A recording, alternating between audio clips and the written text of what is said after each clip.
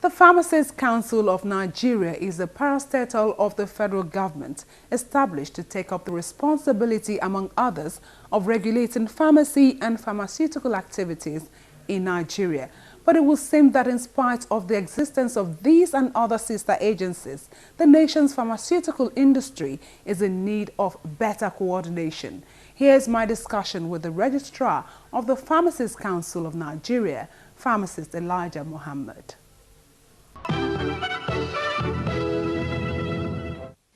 Thank you so much for speaking with us on Health News. Thank you very much. Now, before we get into talking about the pharmacy profession or the pharmaceutical industry in Nigeria, what does it really take to become a pharmacist? First of all, I have to be qualified through JAM. If you are coming in through JAM, you have at least 5 credits, with credits in mathematics and English and other science subjects. And when you are admitted, you have a 5-year course program you have to attend. After that, you become qualified to do your internship. Thereafter, you will be registered. But however, this year we are going to do what you call global examination for all the new graduates in Nigeria before they can be qualified to be given the license to practice as a full-fledged pharmacist in Nigeria. The Pharmacists Council of Nigeria, the mandate is to regulate and control pharmacy education and practice and all premises that have to do with pharmaceutical issues. But looking at Nigeria, the situation of the pharmaceutical industry in Nigeria today, how well would you say the PCN has carried out this mandate? Within the limited resources at Council's disposal, we have done a lot, appreciably. One major step we have taken is making the stakeholders appreciate the fact that they need to be regulated. Because before now, most of the stakeholders, most especially the PPMVL holders, don't believe that they need to be regulated. However, a lot of them have come to understand and appreciate the need for them to be regulated. And now that they have agreed to be regulated, it's a major step forward. Unlike before now, only the pharmacists that submit themselves to regulations. The next step now will be the hospitals, because it's also a mandate to get the pharmacy in hospitals to be regulated.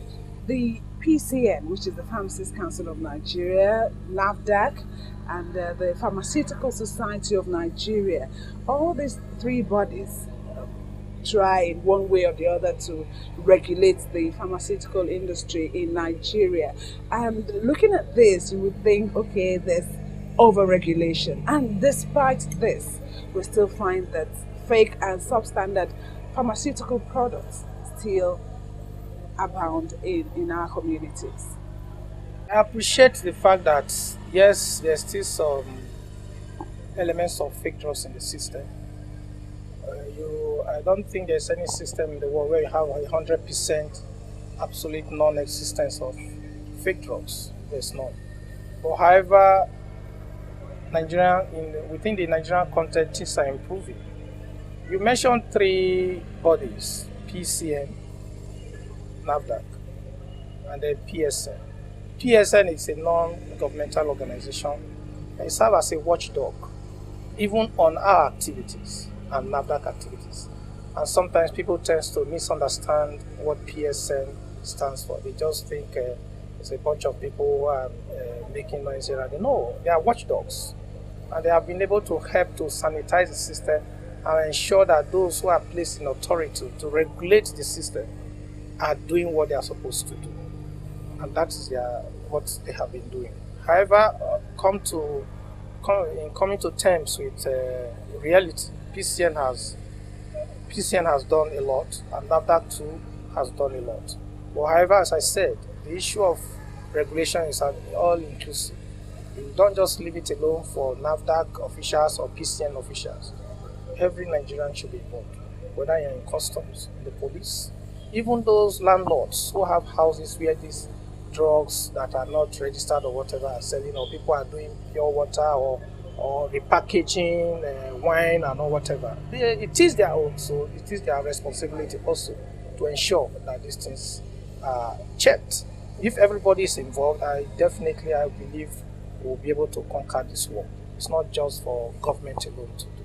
Quality health care is impossible without quality medicines. And so let's talk about some of the challenges that face the pharmacy profession and pharmaceutical companies in Nigeria. The profession right now is faced with non-professionals infiltrating into the practice. There are two categories of individuals that are into the practice. There are those who are conventionally trained to render pharmaceutical services. These are the people who are so morally bound to ensure that quality services are rendered. However, the Nigerian society is faced with another set of people who are not trained, who because of situations in terms of lack of job or in search of money, they decide to enter into the pharmaceutical arena. These people, their own is to make money. They are not to render service. And in the process of making money, they don't care whatever they put across for people to take. And these are the set of people that are causing the nuisance and challenges befalling the pharmaceutical industry. And these are the people we are really going out. And that is why you find out that the professionals, mostly the pharmacists, are complaining that they are being over-regulated. Yes, because they have been trained with the government money to render service. And we are always there to ensure that they render the services that is required of them.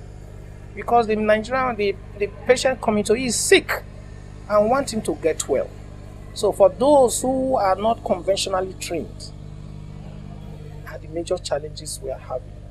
And we are going out to reach out to them, to let them understand that the pharmacy business is a life-saving business. It's a calling, it's a service.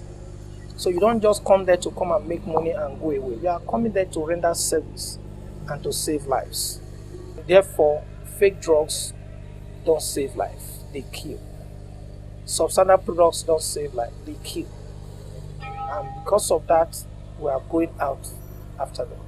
We are calling them for regulations. We regulate them, we educate them, we enlighten them. Drug resistance issues is a global